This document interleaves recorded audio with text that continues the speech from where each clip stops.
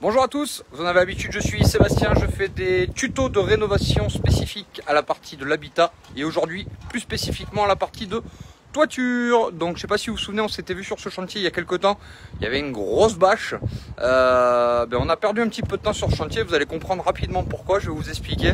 Hop, on se retrouve face à une maison qui n'a pas de ceinture, ça veut dire qu'en fait il n'y a pas eu d'éléments qui permettent en fait de faire tenir les murs, et quand on a enlevé une partie en fait du toit, on s'est aperçu que notre charpente elle pouvait pas poser sur les murs, donc il a fallu trouver un système D. Le système D, vous l'avez ici.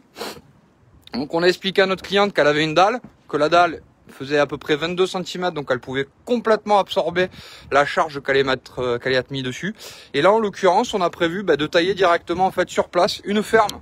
Cette ferme va permettre finalement d'asseoir la charpente sur le plafond, mais pas sur les murs, pour éviter finalement de fragiliser l'édifice, parce que malheureusement c'est vrai qu'on a un charpentier, vous pouvez voir, qui dose en termes de bois, c'est à dire que ça va pas s'effondrer demain, hein. C'est des jolis bébés, mais par contre effectivement elle pouvait pas recevoir, c'était juste pas possible. Donc voilà la décision qui a été prise.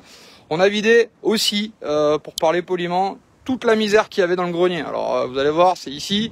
Je pense que le charpentier va être content quand il va arriver ce matin, parce que c'était rempli de merde, pour parler poliment. Voilà tout ce qu'on peut être amené à retrouver dans des greniers. Bon, il y en a un autre, hein, c'est pour bientôt, mais on n'y est pas encore. Donc voilà à quoi correspond aujourd'hui l'activité qu'on avait pu voir avec donc les photos qui permettaient de se dire on part vraiment de zéro. On part vraiment de zéro, et quand on part de zéro, de temps en temps on a des surprises. Donc on a bien géré. Merci en tout cas à ACM d'avoir trouvé la solution technique.